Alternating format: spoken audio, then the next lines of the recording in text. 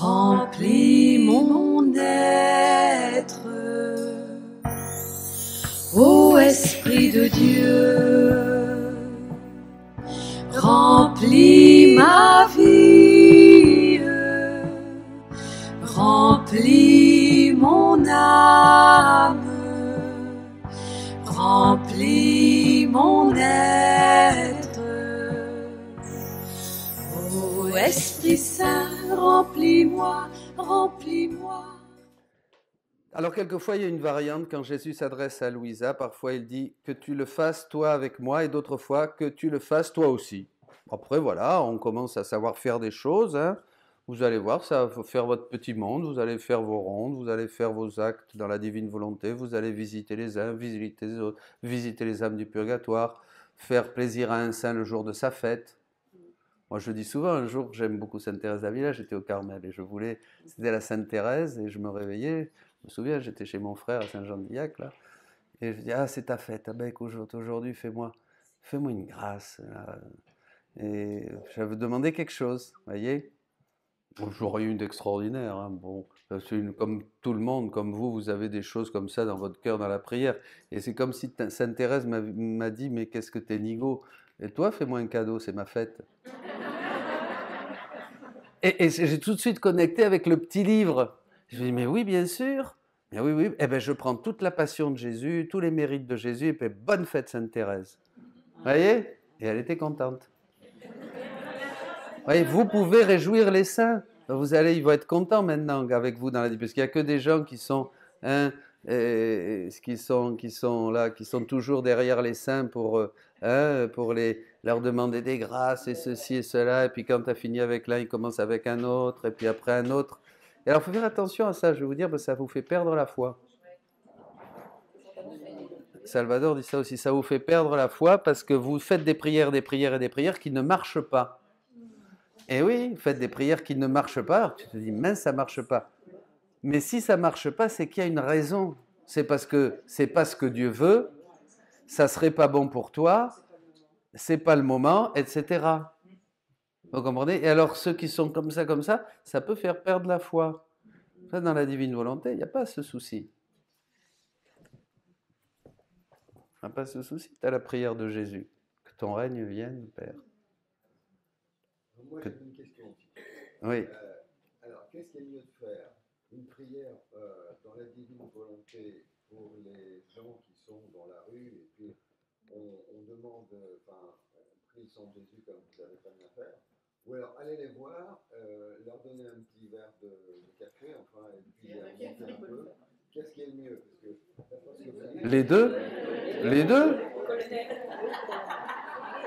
Les deux. Si c'est ton devoir d'État, si tu as la possibilité de le faire, par exemple, tu as des économies, tu peux payer le café. Tu vois? Voilà. Ou alors tu as une fabrique de café, voilà, bon, encore mieux. Eh ben, non, je ne sais pas. Ou tu as un resto du cœur à côté, par exemple, bon, tu es là, tu peux le faire. Tu vois? Moi, c'est difficile. Je vis au milieu de nulle part, en pleine campagne où il n'y a rien. Le premier bled, c'est loin, hein. Et puis tu peux pas faire ça, faut le travail, quoi. Tu peux pas faire tout. Mais faites-le.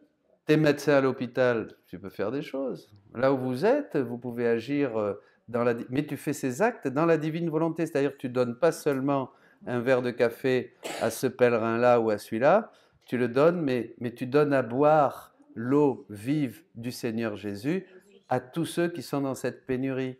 Mais surtout, pas seulement la pénurie d'avoir un café qui les réchauffe en hiver, hein, qui sont dans le froid de la tiédeur, dans le froid d'une vie sans Dieu. Tu les réchauffes avec l'amour de Dieu qui les rejoint. Tu vois, ton acte devient comme Jésus. Jésus, quand il bougeait d'un mètre, c'était Dieu qui bougeait d'un mètre. Et tout le monde le suivait. Et tout le monde le suivait. Et c'est ça. Jésus, quand il mangeait, c'était Dieu qui mangeait, donc il réparait pour tous. Jésus, quand il regardait les hommes, c'était Dieu qui regardait les hommes, donc il regardait toutes les générations. Tu t'appropries les yeux de Jésus, les oreilles de Jésus, les mains de Jésus. Quand tu donnes à manger un verre de café, un verre d'eau à cet homme, ce sont les mains de Jésus, parce que tu le fais dans la divine volonté, donc c'est Jésus qui lui donne. Et donc, tu multiplies cet acte et tu peux réparer pour tous ceux qui donnent rien aux autres et qui sont égoïstes aussi. Tu vois ? C'est infini la créativité dans la divine volonté. Vous faites des actes divins, c'est extraordinaire. Bon, on continue. Fais cela. Alors, ben voilà. Jésus nous enseigne à réparer, à le réparer pour tout ce qu'il a dû souffrir et vivre. Ça aussi, et tout ce qui est arrivé, et tout ce qui lui est arrivé. Et il va nous dire comment le faire. Il va nous enseigner à faire ça. Vous voyez, tout ce dont on parle là, il va nous dire comment le faire. Il ne nous dit pas « fais cela », mais « fais ce que je fais ». Fais ce que je fais, regarde ce que je fais. Toujours, on fait les œuvres de Jésus. Car ce sont là les vraies réparations. La vraie réparation ne vient pas d'une initiative de ma volonté humaine qui veut réparer, comme on a appris, comme on le faisait. C'était bien, c'était préliminaire. Il a fallu passer par là, comme il a fallu passer par plein de choses avant d'arriver à d'autres choses. Jésus vient perfectionner, il ne vient pas abolir, mais il vient accomplir, il vient perfectionner. Il y a des choses qu'il vient abolir aussi, mais enfin bon, il explique tout ça. Alors voilà.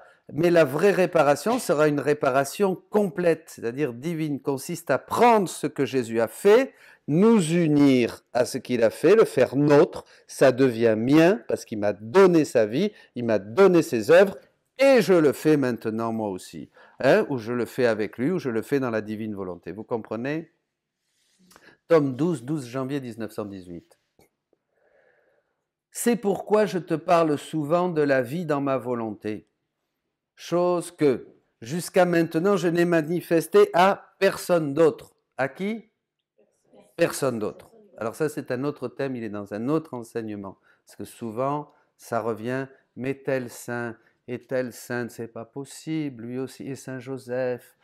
Et voilà, alors ça revient. Donc j'ai fait un enseignement sur ça. Louisa la première, parce que Jésus le dit clairement. Jésus ne peut pas, personne d'autre. Même les plus grands saints de la sainteté humaine n'ont jamais pu agir comme maintenant vous pouvez agir dans la divine volonté. Ils ne savaient pas, ça n'avait pas été révélé. Par contre, ils avaient, une grande connaissance de la pratique des vertus. C'est pour ça qu'il y avait des maîtres dans la divine volonté. Dans la divine volonté, on a besoin de maîtres spirituels qui t'enseignent à pratiquer les vertus, vous comprenez? Dans la sainteté humaine.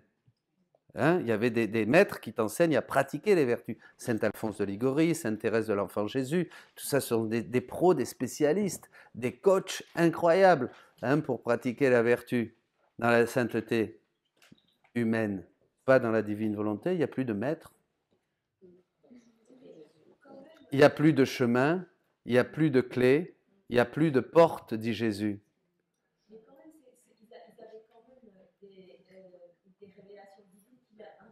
Exactement, ils avaient des révélations divines et des choses extraordinaires, touchant des points. Moi, j'aimais bien expliquer et faire des retraites sur les demeures de Sainte Thérèse, sur la montée du Carmel. Vous voyez, ils avaient là, Sainte Thérèse, l'union de volonté, par exemple, les 5e demeures extraordinaires. Mais c'est une union de volonté. Puis après, les 6e demeures, ce sont les fiançailles, avec les épreuves propres aux fiançailles, aux 6e demeures, c'est-à-dire les persécutions, etc., etc. Et enfin, après, bon, le mariage spirituel, les 7e demeures. Vous voyez, il y a de très, très, très belles choses. Mais ce n'était pas encore, Jésus n'avait jamais manifesté comment vivre dans la divine volonté. Comment être uni, comment la faire jusqu'au bout, jusqu'au martyre, jusqu'à le sacrifice admirable de la petite Thérèse qui ne refusait jamais rien à Jésus, qui était tellement unie à Jésus par sa prière, son cœur d'enfant, que moindre souffle de l'esprit, elle obéissait. Extraordinaire. Ou cette sœur qui voulait à tout prix se lever pour aller répondre à la porte parce que quelqu'un était en train de venir. Et elle s'est levée doucement pour laisser l'autre sœur aller vite se lever. Et la mère prieure lui a dit « Ah, vous n'êtes pas levée avec beaucoup de courage, vous avez perdu une perle à votre couronne. » Et Thérèse l'a fait justement tout doucement pour laisser la joie à l'autre qui avait envie de se déplacer. On était en récréation, elle avait envie de se distraire. Ça prouve que les récréations n'étaient pas très rigolotes. Mais enfin bref, vous voyez, et tout un tas de choses que les saints nous ont enseignées qui sont extraordinaires. Mais là, c'est autre chose. Il n'y a pas de concurrence, de compétition. C'est sûr que jamais personne ne va faire une ronde comme vous les avez faites. Enfin, jamais personne. Les saints dans l'Ancienne Alliance ne faisaient pas, dans la sainteté humaine, ne faisaient pas des rondes comme vous allez les faire maintenant dans la divine volonté. Ils ne savaient pas. Par contre, ils nous dépassaient en persévérance, en fermeté, en mortification. Hein? Nous, dès qu'on a un pet de travers, on prend un Doliprane. Hein?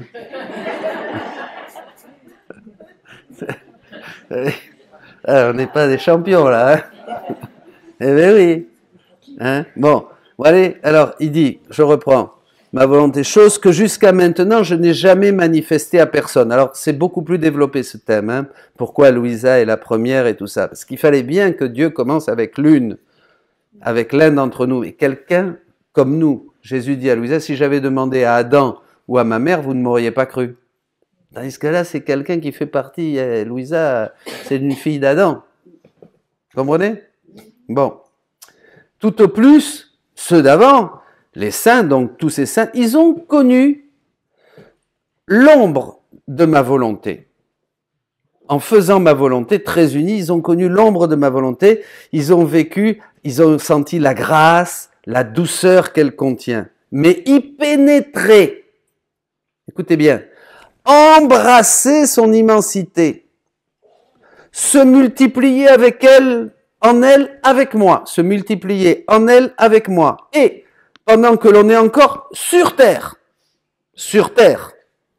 les saints, imagine, sur terre, Sainte Thérèse sur terre, Padre Pio sur terre, Saint François sur terre, Saint Benoît sur terre, Saint Alphonse de Liguori sur terre, Saint Bernard sur terre, Sainte Claire sur terre, pendant que l'on est encore sur terre, pénétrer partout dans le ciel et dans les cœurs, pour agir, à partir de moyens humains, agir avec des moyens divins, cela n'est pas encore connu. C'est pas connu. Sainte Claire balayait le monastère avec un amour de Dieu, une union. Sainte Gertrude, extraordinaire. C'était arrivé à l'union mystique. Extraordinaire, la grâce du Saint-Esprit, elle faisait ça, et elle offrait tout le nettoyage du cloître avec un amour qui faisait beaucoup de plaisir à Jésus. Mais, pas ça. Elle ne faisait pas, à partir de moyens humains, un agir divin, parce que c'était pas connu. Elle l'aurait connu, elle l'aurait fait. Maintenant, vous auriez un Saint François, un Saint Thomas, un Saint Jean de la Croix, qui reviendrait vous voir et qui dit à vous, là, et nous ici, on n'a aucun qui est un champion de sainteté encore, hein. Bon, il y en a peut-être, hein, on ne le sait pas, hein. Dieu seul connaît les cœurs. Hein. Alors, prenons-moi, et moi par exemple, qui sont loin d'être parfaits, non mais ça, je suis sûr de ne pas me tromper, hein, parce qu'avec vous, je peux me tromper. Eh bien, il arrive, et puis je parle de la divine volonté. Oh, mais comment vous vous appelez? Vous êtes Saint Dominique? Non, non, pas du tout, je suis Dominique. Vraiment, oh là là, mais c'est formidable. Et tout de suite, Saint Jean de la Croix, il signe. Vous voyez? Mais oui. Vous voyez, donc on n'est pas dans un truc de chronologie. Vous voyez, pas non plus de temps, oui, de chronologie. Mais parce qu'il y en a, ils ont vécu à la même époque que Louisa. Donc ça y est, ils ont le don de la divine. Non, non, c'est pas une question de temps.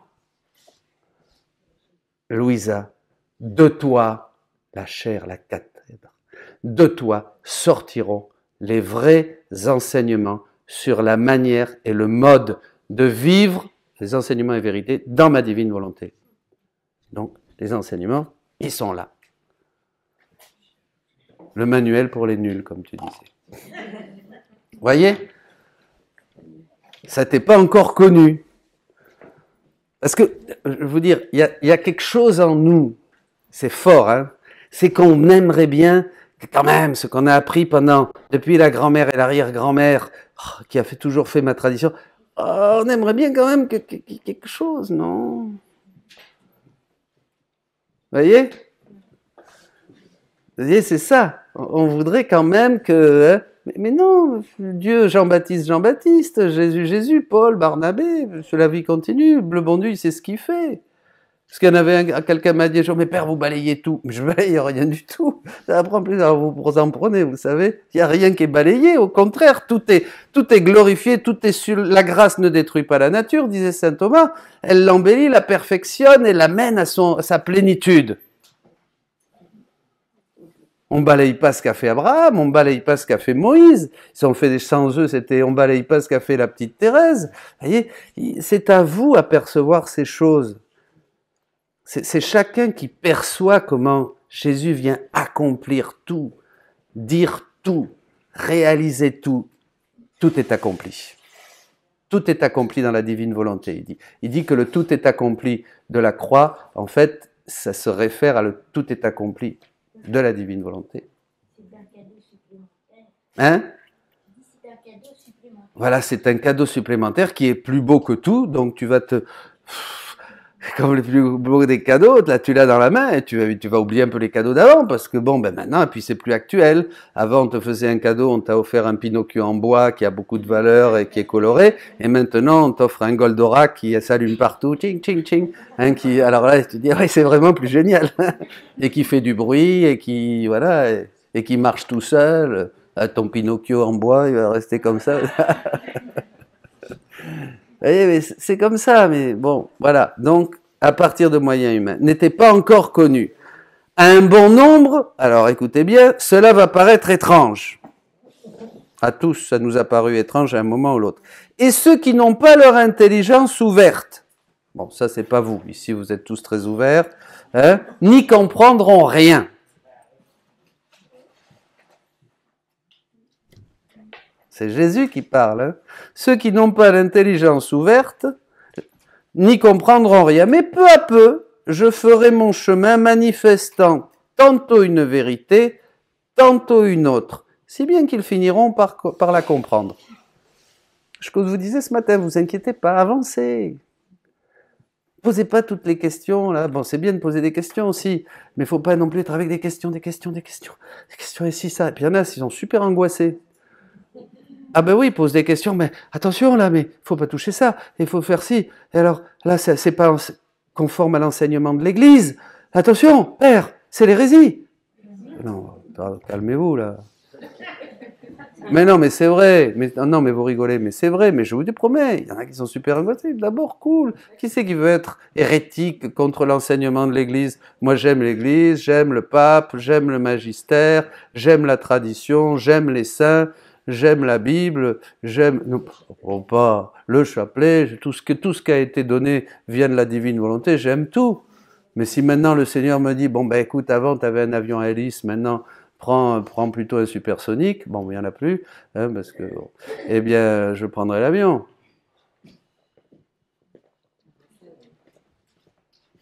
Bonjour monsieur le pilote. Il était pilote. C'est vrai en plus. Il est encore. Hein. Bon, alors, voyez, bon, voilà, donc, ils finiront par comprendre. Mais alors comment? Bon, on va continuer là un peu, puis on va arrêter parce que. Mais alors comment? Ben, c'est maintenant que ça devient intéressant. Hein. Puis ce matin là, ça monte. Hein. Ben, saint Paul nous dit que nous devons compléter dans notre chair ce qui manque à la passion de Jésus. Colossiens 1, 24. Vous vous rappelez? Il faut compléter dans notre chair. Et qu'est-ce qui manque à la passion de Jésus? Ah, dites-moi là, celui qui trouve, je lui fais un cadeau.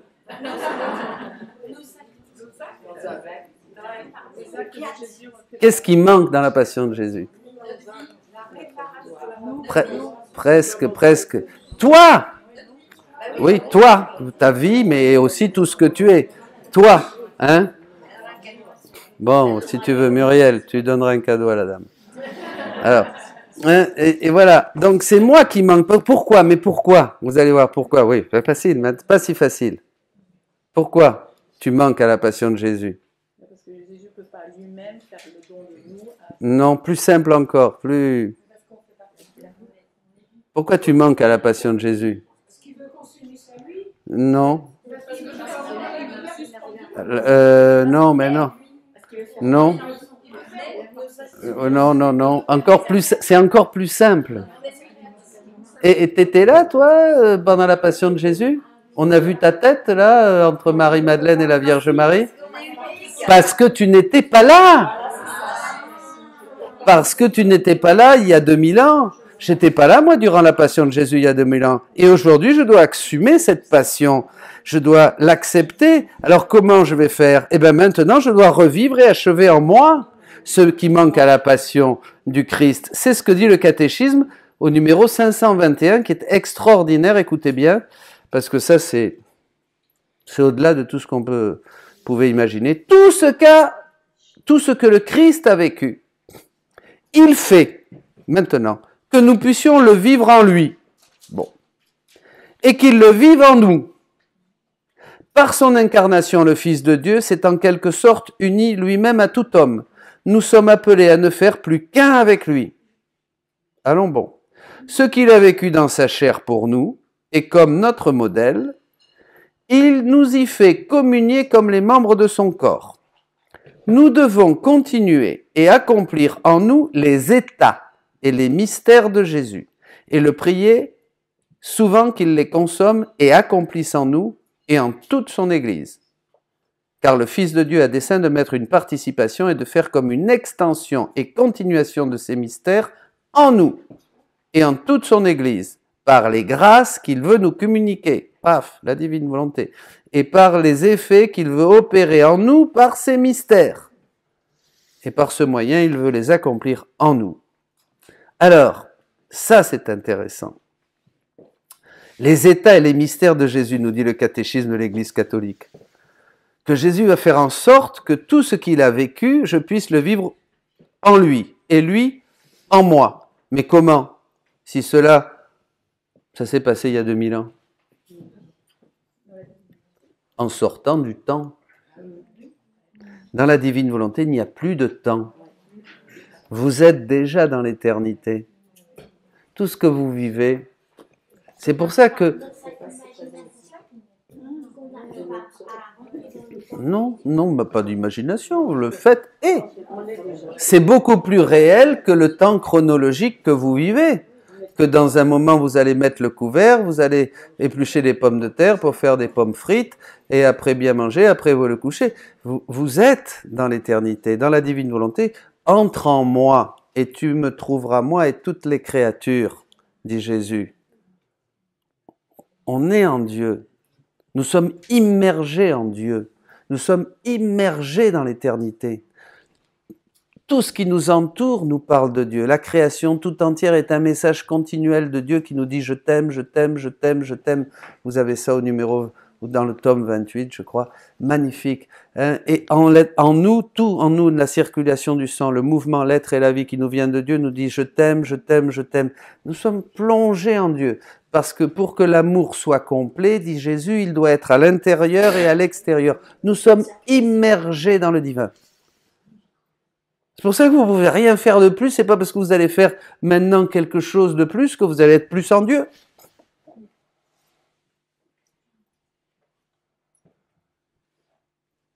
C'est approcher les mystères de Dieu. Hein? Je dis, c'est approcher les mystères de Dieu. Approcher les mystères de Dieu. Et si on est dans Dieu, parce qu'il est plongé. On est plongé. Tous les mystères de Dieu sont à moi dans la divine volonté. Tous les actes de Jésus, toutes les paroles de Jésus, tous les actes de Marie, tous les actes des saints, tous les sacrements, tout est à moi. Tout est à moi. Je suis propriétaire de tout ce qui est en Dieu. La divine volonté me donne tout. Il faut du temps. Mais vous allez voir, peu à peu, comme dit Jésus, vous allez comprendre.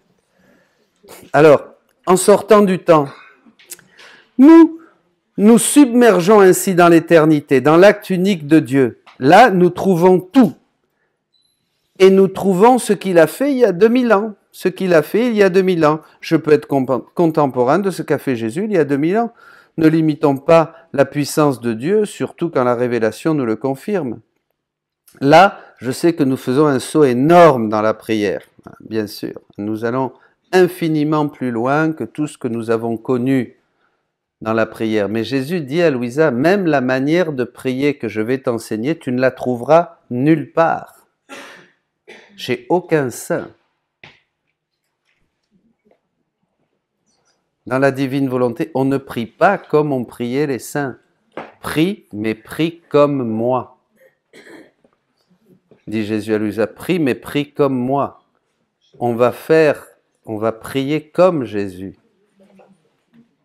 Parce qu'il va nous révéler comment il priait. On va infiniment plus loin. La manière de prier est totalement nouvelle, dit Jésus à Louisa. On en parlera plus tard quand nous aborderons les rondes et la prière dans la divine volonté. Maintenant, quand le catéchisme de l'Église catholique nous dit « et que lui puisse le vivre en nous », ici on se pose la question « quand ?» Puisque Jésus a vécu sur terre il y a 2000 ans. Il y a plus de 2000 ans. Comment il va faire pour pouvoir le vivre en moi? Vous êtes d'accord avec moi? Alors on va lire et on va faire les heures de la passion et on va voir un Jésus souffrant, mais qui nous dit pourquoi il souffre, qui nous dit ce qu'il répare dans chacun de ses actes et par toutes ses souffrances. Il nous dit aussi ce qu'il a fait en nous, ce qu'il refait en nous, voyez, etc., etc. Et tout cela, comment il le présente au Père, voilà, comme si nous l'avions fait, comme des enfants parfaits dans la divine volonté. Ah bon, soyez saints, comme votre Père céleste est saint. Jésus nous obtient des grâces, des dons, tout ce que le Père veut nous donner, il met tout à notre disposition. Le problème est que comme nous ne connaissons pas Dieu, nous ne voyons pas non plus ces choses et nous ne les utilisons pas. Là encore, ça ne nous intéresse pas. Là, je vous dis des choses, ça doit vous intéresser parce que maintenant, je vais pouvoir faire ça. Mais peut-être, avant, ou pour d'autres, ça ne les intéressait pas. Et pourquoi ça ne les intéressait pas et on s'arrête là?